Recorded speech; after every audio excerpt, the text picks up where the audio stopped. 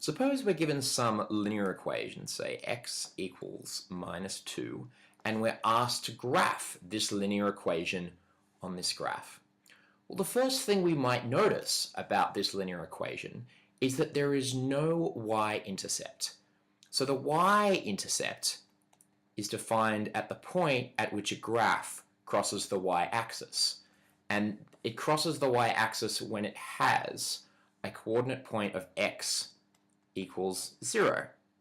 So the value x equals 0, if we sub that into a linear equation, usually we get the y-intercept. But here we'll see that there is no y-intercept, and that's because if we try to substitute the value of x equals 0 into this equation, we get something that doesn't make sense. We get 0 equals minus 2. And we know that 0 doesn't equal minus 2. 0 equals 0.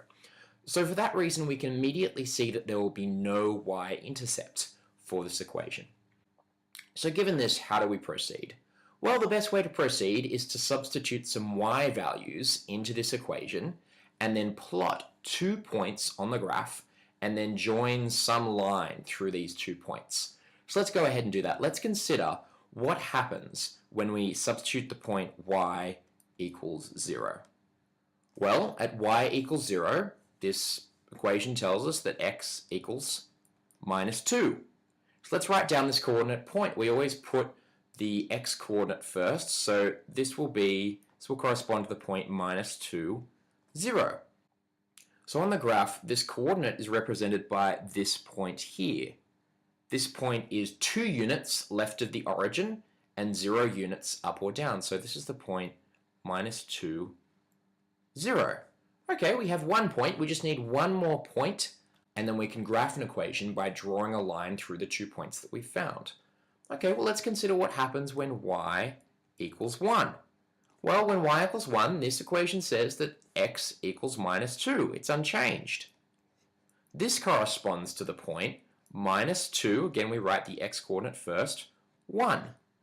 So let's go ahead and draw this point on the graph. Well, this coordinate describes this point. This is minus 2, 1. And that's because this is 2 units left of the origin and 1 unit up. So this is minus 2, 1. Well, with a linear equation, all we need is 2 points, and then we can simply draw a line through those 2 points, and that will give us the graph. And that's because a linear relation is a straight line. So let's draw a line through these 2 points. And this line is the graph of the equation x equals minus 2. Now there are 2 interesting things to note here.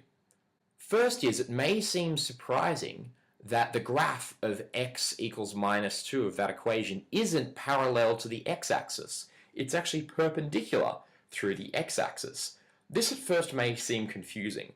Here's an easy way to think about it. The graph x equals minus 2 describes a vertical line that is always 2 units left of the y-axis. In other words, for any y value, these points always have an x-coordinate of minus 2. The second thing to note is that this graph isn't a function. That's because if we insert 2 different x-coordinates, we get the same y-coordinate.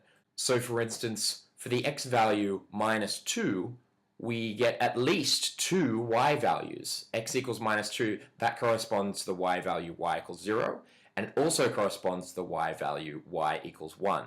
And we know by our definition of a function that a function for every x value delivers only one y value. For every input, it delivers only one output.